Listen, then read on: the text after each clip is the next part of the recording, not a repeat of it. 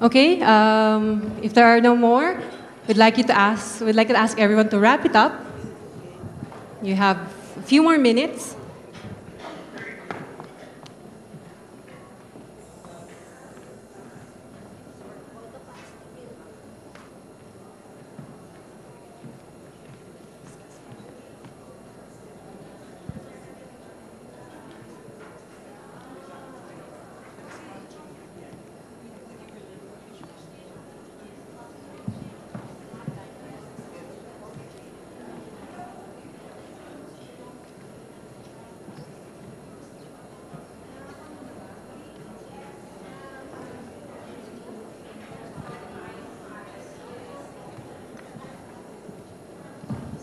Okay?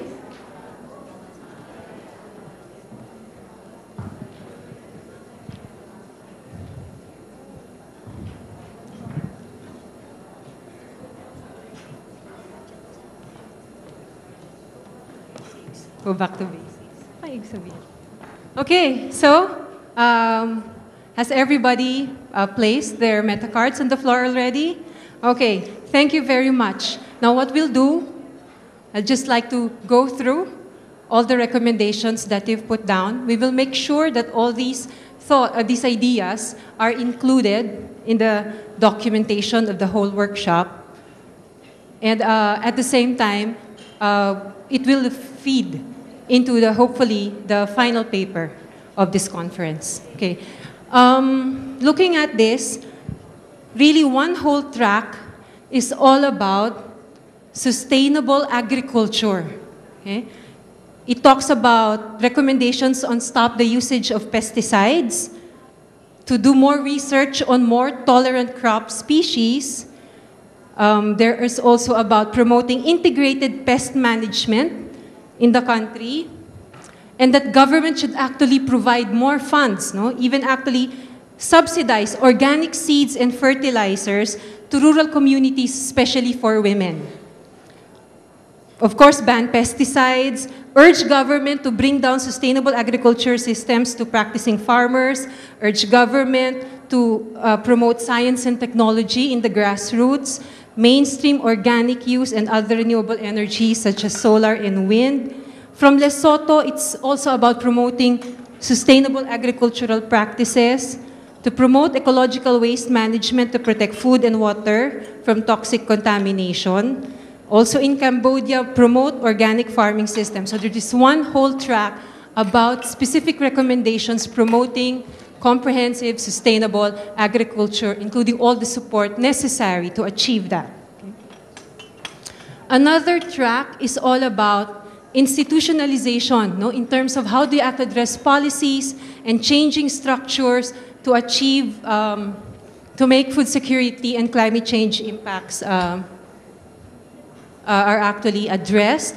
That includes specific proposals on institutionalizing disaster risk management in every local unit of the government, requiring gender component in project implementation. There is also an issue to provide venue for women to raise grievances on impact of climate change to their livelihood, to integrate climate change and food security in comprehensive development and land use planning of local government units. A proposal is here about reviewing the mining policies to ensure, particularly on its impact on climate change, to increase budgets for agriculture, food security, and actually to do a hazard mapping in all regions. Okay? And there are specific recommendations about mandatory percentage share of malls and supermarkets to sell locally produced agricultural products. Okay, so that's the second track about policies and structures. Another track is all about building capacities. Okay, to build the capacities of various sectors to address food security and climate change. It includes enlightening the media owners to promote women, food security, and climate change adaptation. And there's another issue that they want to bring in, particularly how do you include child protection policies? No? and how they link to climate change and food security. It's all about how do you address the issue of human settlements and subdivision developers. Okay, and how do you eliminate discrimination in property law and land law and the like. Okay.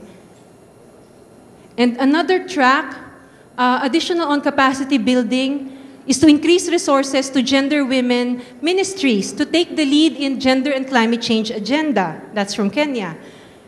And there's a lot of comments on, obviously, what this discussion has brought forth is the need to converge all efforts on the issue of climate change. One particular comment is about multi-stakeholder involvement. Okay. Another track is all about financing. And I think we could sum it up with the point that there is a need to increase financing for adaptation measures specifically focused on women. Okay. Okay. And 1, 2, 3. The fourth track is all about resource management and disaster risk reduction policies. Resource management with regards to our water and forest resources. That includes calls to reforest, more reforestation, for example. To encourage local governments to set up gender-sensitive ecological resource centers, monitoring of climate change fund, to tailor disaster risk reduction and climate change adaptation measures that will build capacities or meet the needs of local communities. Okay? And to analyze the consequences of biofuel production, okay, when incorporating it in the national strategy for climate change mitigation. There's a particular request here from the Pacific region, and they'd like us to read their 3 main proposals as a group. The first is that you must recognize regional policies on climate change, DRR, food security, and gender.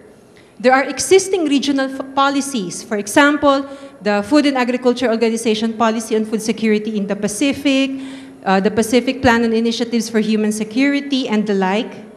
And Timor-Leste has their national disaster risk management policies, but the issue is they all need to be reinforced and also actually, probably in the same with other countries, implemented well. Yeah, okay. So,